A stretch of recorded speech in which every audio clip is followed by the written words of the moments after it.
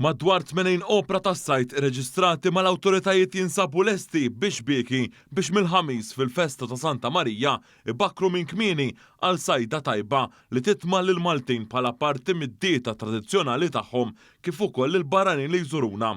Dan hekk kif fl-istess jum li l-gżejjer tagħna ikunu qed jiċċelebraw din il-festa jiftaħ l-istaġun għal din il-ħuta maħbuba minn ħafna.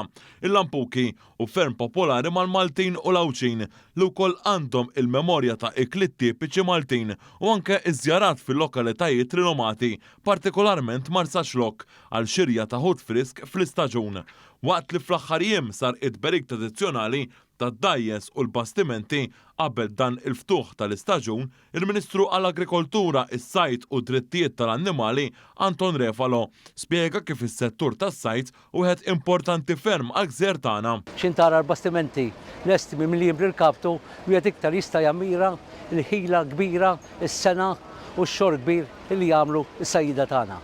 Fil-fatt dan is-settur tas-sajt huwa importanti ferm għal pajjiżna għaliex jiżewweġ flimkien minn naħa waħda t-tradizzjoni u minn naħa l-oħra wkoll it-teknoloġija u innovazzjoni. Is-Segretarju Parlamentari għas-Sajt, l-Akwakultura u Drittijiet tal-Annimali Alicia Buġija Sajt qalet ukoll kif dan l-istaġun se jkun qed jara ma' 80 sajjiet jistat għall-lampuki fejn appellat lil konsumaturi biex jappoġġjaw il-prodott lokali. Għandna madwar 80 sajjiet li se jkun qiegħed jaħdem għall-lampuki u minn hawnhekk jien anke nixtieq nappella lill-konsumaturi Maltin u Awċin sabiex għal darb'oħra jissapportjaw il-prodott lokali.